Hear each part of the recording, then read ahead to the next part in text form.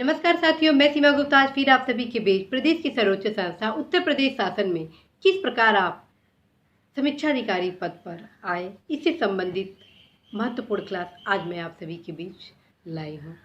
और आज का जो क्लास है वह है राज्य व्यवस्था के मूल अधिकार के अंतर्गत शोषण के विरुद्ध अधिकार।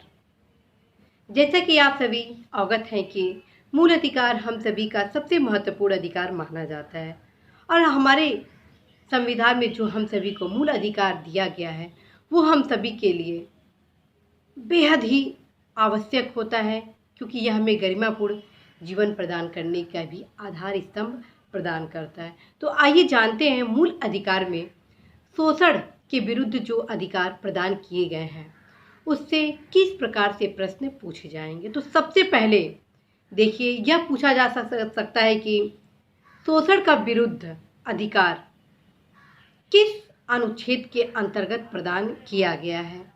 तो यह अनुच्छेद 23 और 24 शोषण के विरुद्ध अधिकार के अंतर्गत दो अनुच्छेद टोटली डेडिकेटेड है, 23 और 24।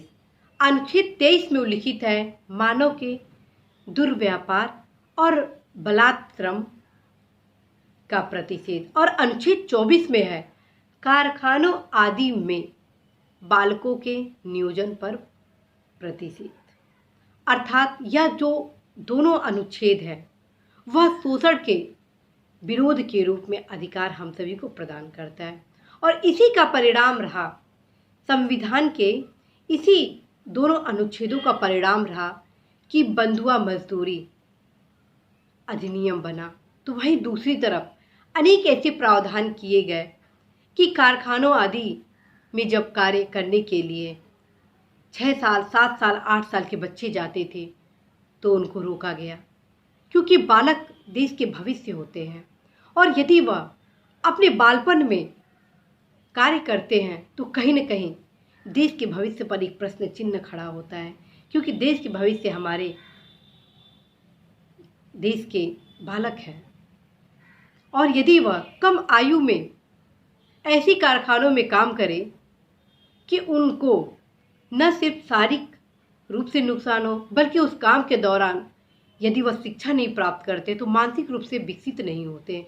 इन सभी कारणों से इसी अनुच्छेद के परिणाम स्वरूप प्रावधान किया गया कि बालकों आदि को कारखाना में नियोजित नहीं किया जाएगा, क्योंकि वो हमारे देश के भविष्य हैं। तो आइए जानते हैं कि हम कैसे इस टॉपिक को कवर करें कि एक भी क्वेश्चन हमारा गलत ना हो। आप देख रहे हैं कि मैं वेयर एक्ट से आपको बताने वाली हूँ। सबसे पहले मैं बता रही हूँ कि शोषण के विरुद्ध अधिकार के अंतर्गत दो अनुच्छेद हैं, अनुच्छेद 23 और 24। अनुच्छेद 23 में स्पष्ट रूप से लिखा गया है कि मानव के दुर्व्यापार और बलात्श्रम का प्रतिषेध, मानव का दुर्व्यापार और बिगाड़ तथा इसी प्रकार का अन्य बलात्श्रम प्रतिषिद्ध किया जाता है, और इस उपबंध का कोई भी उल्लंघन अपराध होगा जो विधि के अनुसार दंडनीय होगा। लेकिन इस अनुच्छेद में एक अपवाद भी लगाया गया है, अर्थात देखिए, इस अनुच्छेद की कोई बात राज्य को सार्वजनिक प्रयोजन के लिए अनिवार्य सेवा अधिरोपित करने से निवारित नहीं करेगी। ऐसी सेवा अधिरोपित करने में राज्य केवल धर्म, मूलवंश, जाति या वर्ग या इनमें से किसी के आधार पर कोई विभेद नहीं करेगा। तो अनुच्छेद 23 में है मानव के दुर्व्यापार और बलात्श्रम का प्रतिषेध, और अनुच्छेद 23(2) में इसके संबंध में एक अपवाद लगाया गया है कि राज्य को सार्वजनिक प्रयोजनों के लिए अनिवार्य सेवा अधिरोपित करने में निवारित नहीं करेगा। यह अक्सर क्वेश्चन परीक्षाओं में पूछे जाते हैं, तो आप इसको अच्छे से अध्ययन करेंगे। और अब आते हैं अनुच्छेद 24 के संबंध में।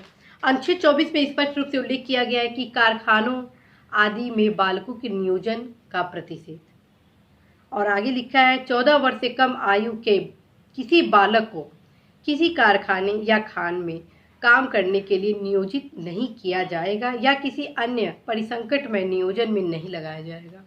अब क्वेश्चन कैसे बनेगा, इससे क्वेश्चन ये बनेगा कि कारखानों आदि में बालकों के नियोजन का प्रतिषेध अनुच्छेद 25 करता है। ये गलत हो जाएगा। क्यों? क्योंकि कारखानों आदि में बालकों के नियोजन का प्रतिषेध अनुच्छेद 24 करता है, न कि 25 करता है।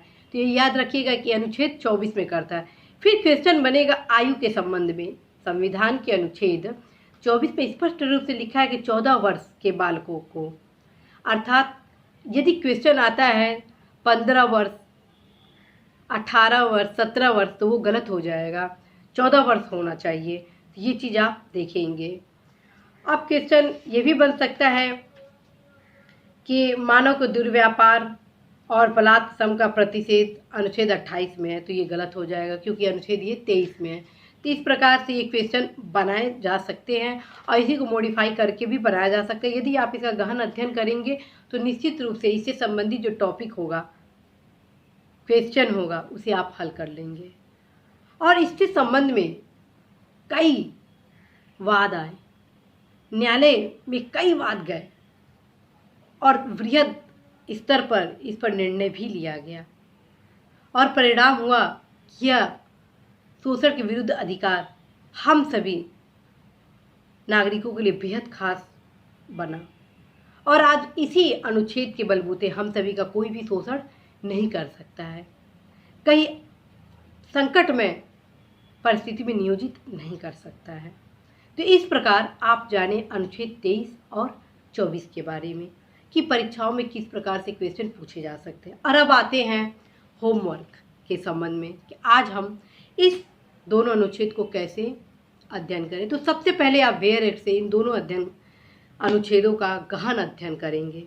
अपवादों के साथ कि अनुच्छेद 23 के साथ क्या अपवाद लगाया गया है, और अनुच्छेद 24 में आप बच्चों का आयु अवश्य देखेंगे 14 वर्ष, प्लस आप देखेंगे कि किस अनुच्छेद के अंतर्गत ये प्रावधान किया गया। मात्र 2 अनुच्छेद है, अनुच्छेद 23 और 24, बस आपको सहज ही तैयार कर लेंगे।